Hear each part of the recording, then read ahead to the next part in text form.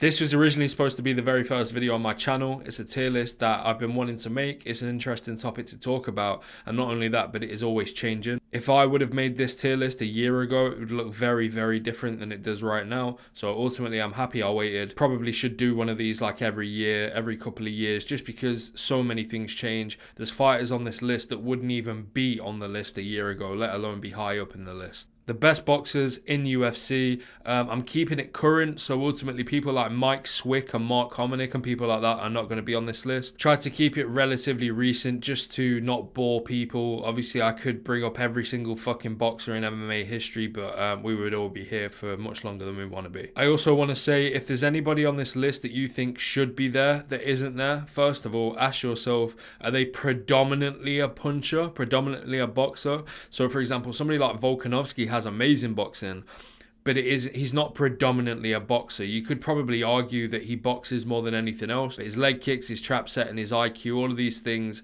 are much more part of his game. His grappling defense. A lot of these guys on this list are predominantly punchers, predominantly boxers. Same with somebody like Darren Till. Darren Till mostly boxed in the UFC.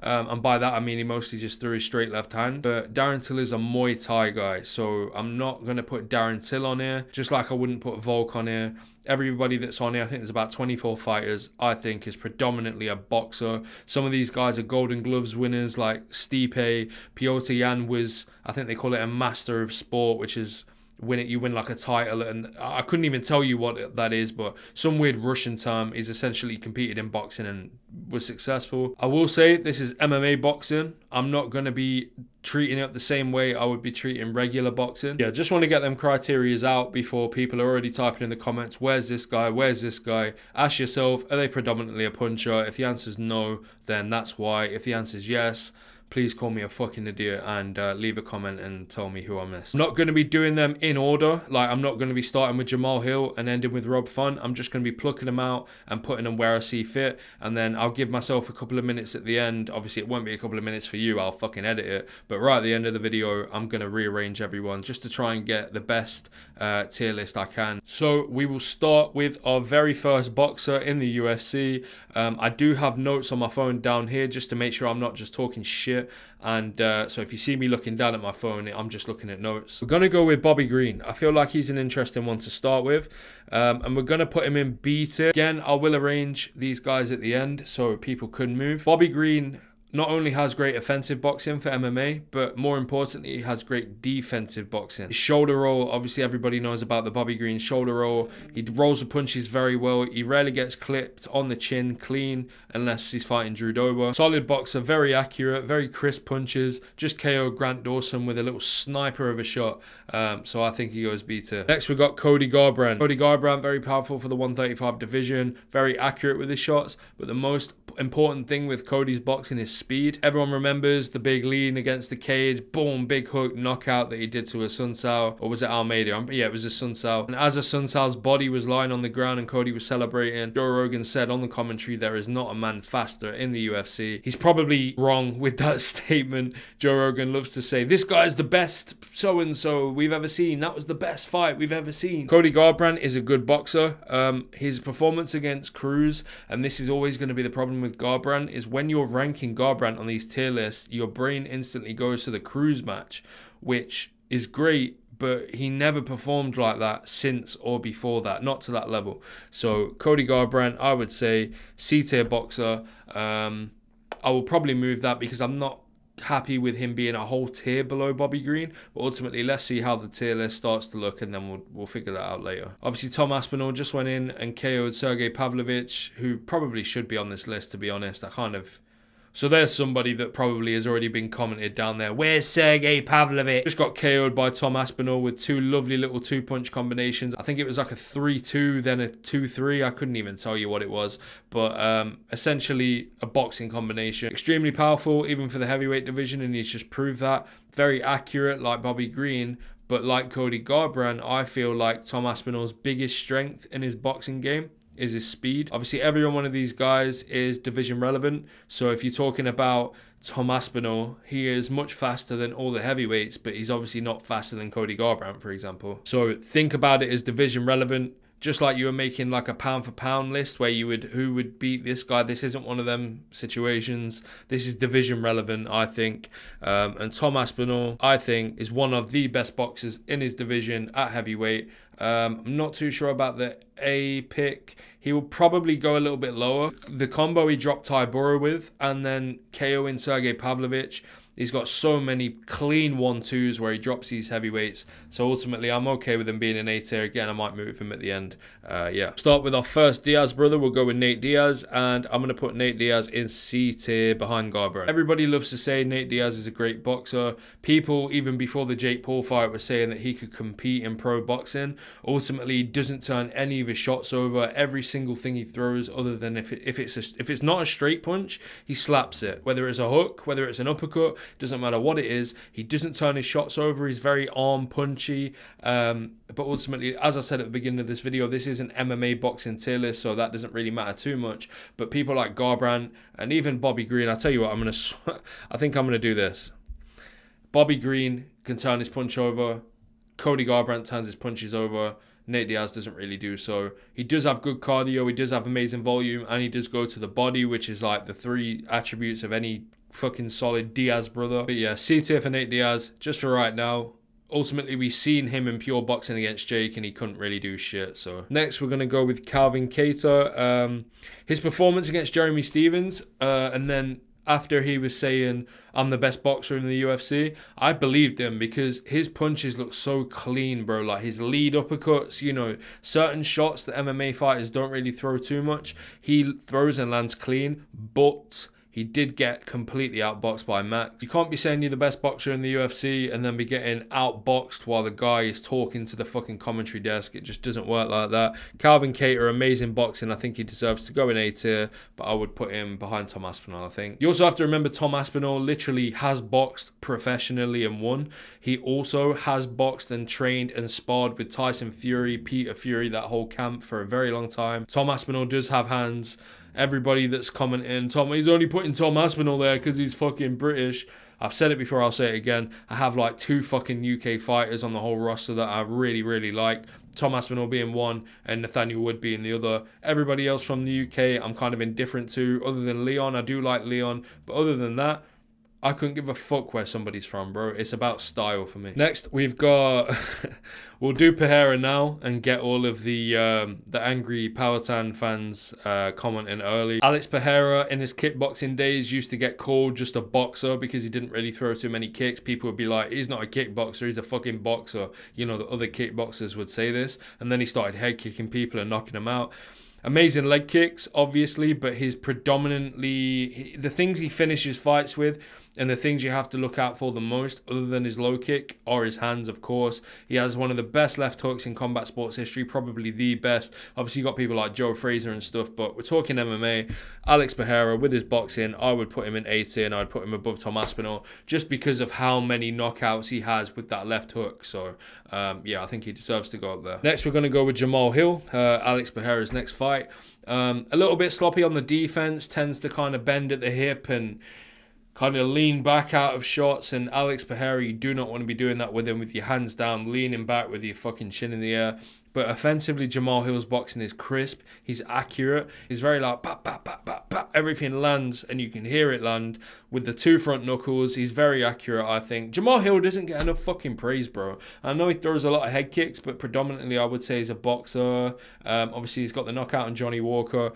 I would put him in B tier. I'd put him in front of maybe behind Garbrandt, actually. Again, we'll arrange at the end. Next, we're going to go with Kelvin Gastelum. Now, Kelvin Gastelum doesn't get enough credit. I love his stance, like where he kind of swings his arm, his lead hand, and he kind of has that low shoulder. I can't explain it, but I used to try and kind of mimic that in the gym and look fucking terrible for it. A big Kelvin Gastelum fan. Again, a piston of a left hand, has dropped and knocked out so many people with it on The Ultimate Fighter and in the UFC.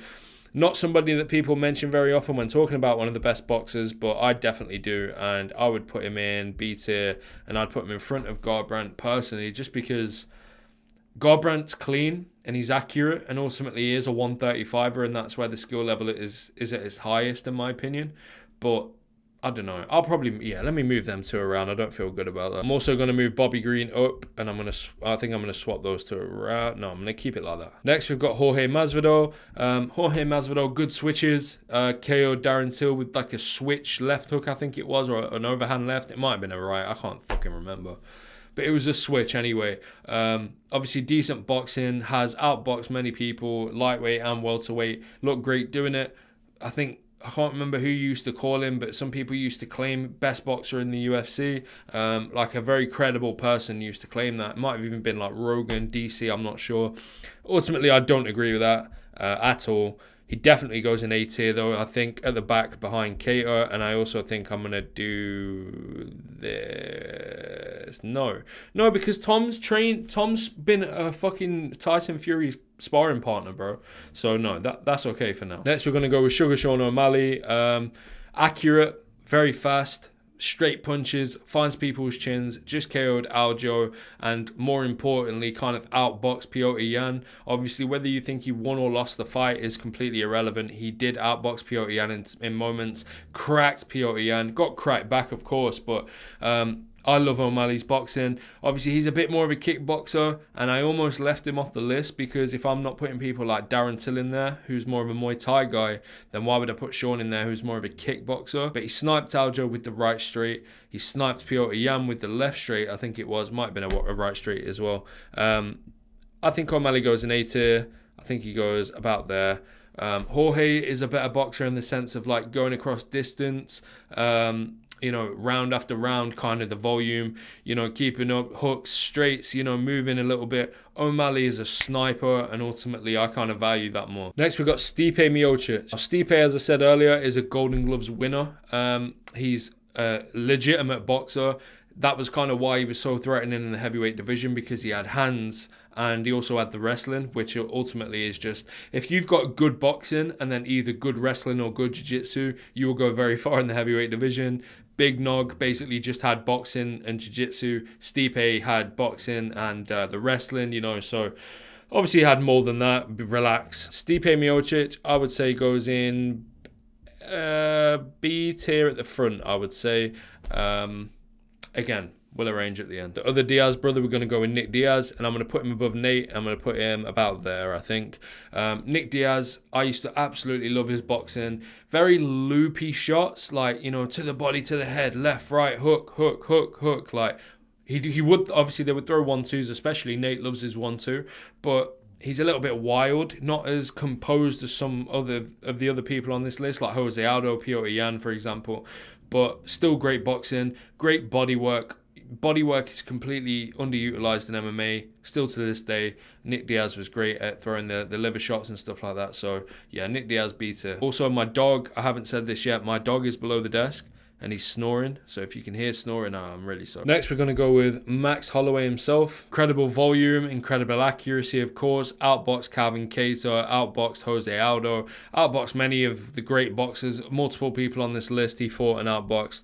I'm going to put him in chicken salad. I am going to reserve chicken salad for 3 fighters only. I think that's the best way to do it. So again, I will arrange at the end and make sure everybody's in a position where I'm happy with. But yeah, Max Holloway, S tier. Don't need to say too much. Great boxer, has outboxed people like the Korean Zombie, although Korean Zombie was old as fuck.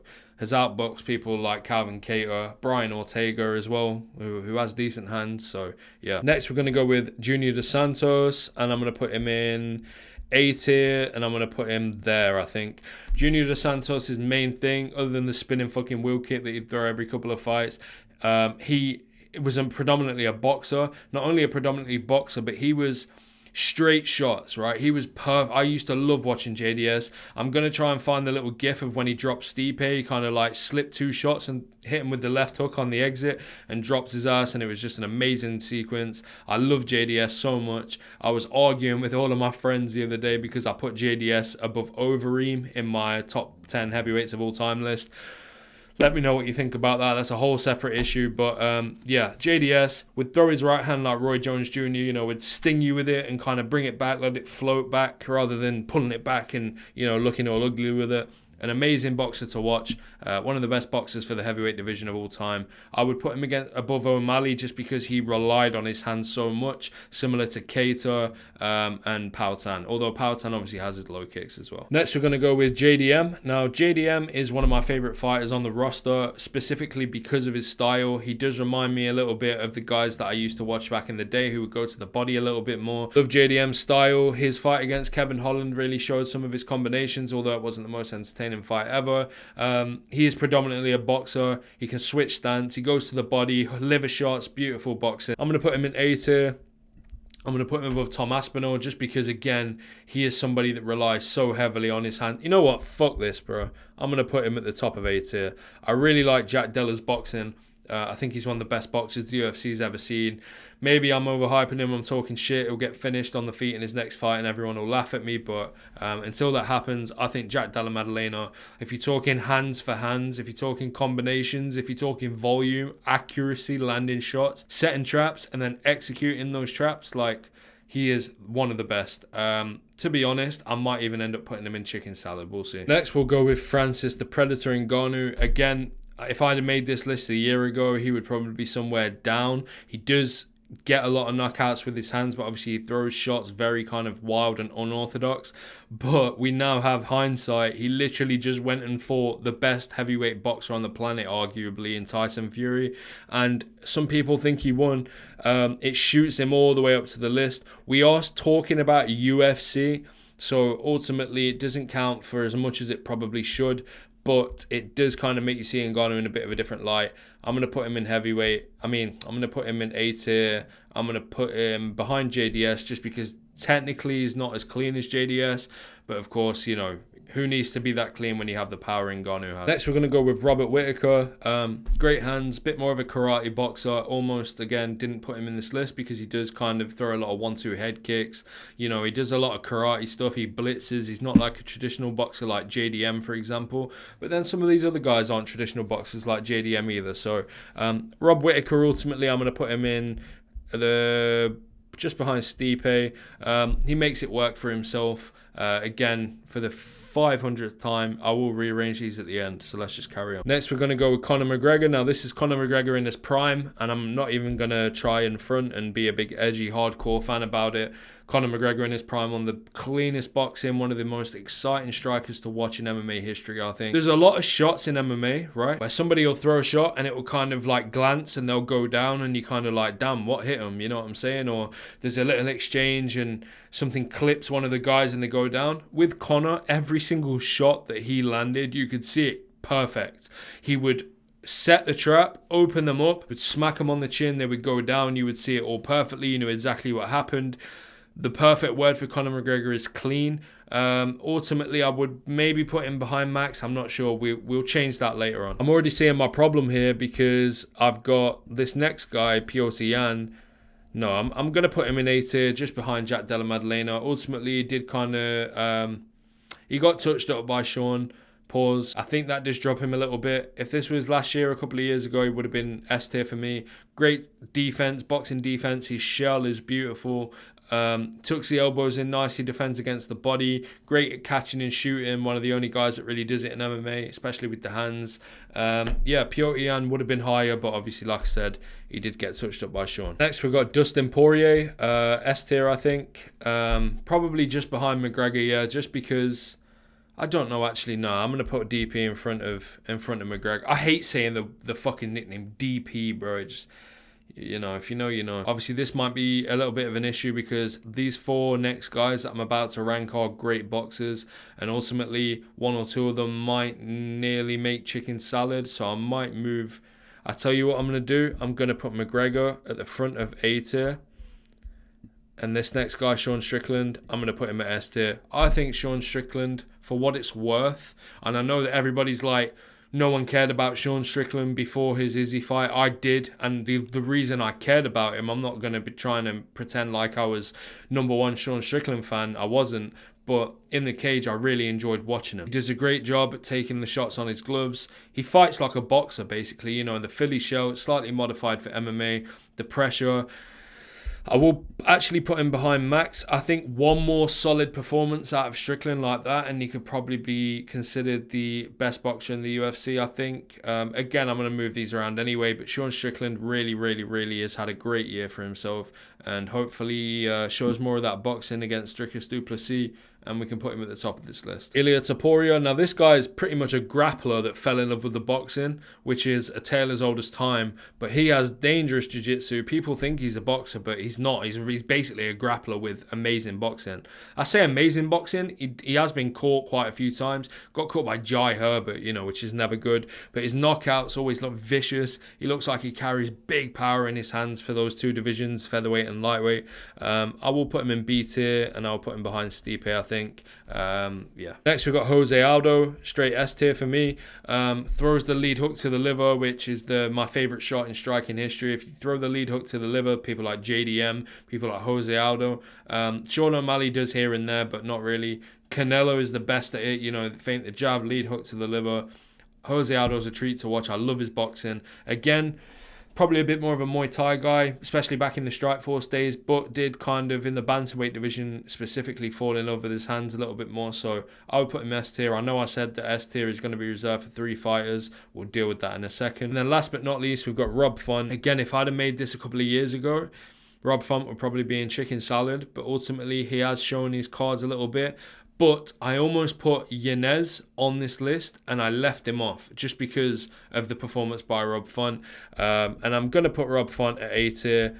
He definitely deserves an A tier. I'm just going to put him anywhere for now. And now I'm going to take a couple of minutes and I'm just going to try and rearrange this the best I can just to kind of make sure that I'm standing on what I'm saying and there isn't somebody I don't really like that Stipe's in B tier. I'll say that right now. So yeah, I'm going to arrange them. Give me a second. I'll be right back. Okay, so I've arranged it. I've used all the tiers. I'm sorry I did Nate Diaz like that. Obviously, as I said at the beginning of this video, everybody in this video is a good boxer. Otherwise, they wouldn't be on this list. Some people could change, but I'm just going to quickly go through who I put in chicken salad there. Sean Strickland. At the end of the day, this is a boxer's tier list, and Sean Strickland and Jack Della Maddalena and Dustin Poirier are boxers. The person with the most well-roundedness out of all of those is probably Dustin Poirier, and even his fights are like 90% punches. Great volume, of course. I've been through why everybody's where they are, but chicken salad, I just wanted to explain myself. I think Sean Strickland right now, closely followed by Jack Della Maddalena, is my opinion, relax, are the best boxers in the UFC. Obviously, Prime McGregor is right behind Poirier. I think maybe you could even put him in front just because of some of the work he did, but people forget a lot of Conor's best shots were circling people away with the kicks and then line them up with that left hand. So, yeah. A couple of people could change here and there, but ultimately, I think I'm happy with this list. I would probably put Nick Diaz higher, and I also kind of want to put Stipe higher, but there's a couple of people I want to put higher, but I don't want to be here for 25 minutes. Let me know what you think. Let me know who you would change if I missed anybody, of course. Thank you so much for watching. Let's push to 1K, and I'm going to get live streaming from next week. Start actually interacting with some of you guys and learn some of your names, some of the people that have been commenting. It'd be nice to actually speak to you. So, yeah, appreciate it. My name's Harry. I talk about fights. Bang, there's a picture of, I don't know what, I'll decide when I'm editing. If you like the video, I have a bunch more tier lists, a bunch more MMA videos like this, so go check them out. Please subscribe if you do want to see more videos like this. I upload every single day, or most days. I'm going to be uploading every single day going forward. I had a few rough days with that fucking heavyweight tier list video. It will come soon once I've got some better editing software, but yeah. Thank you so much everyone for watching. Have a great day. Hope this one wasn't too long. Bless.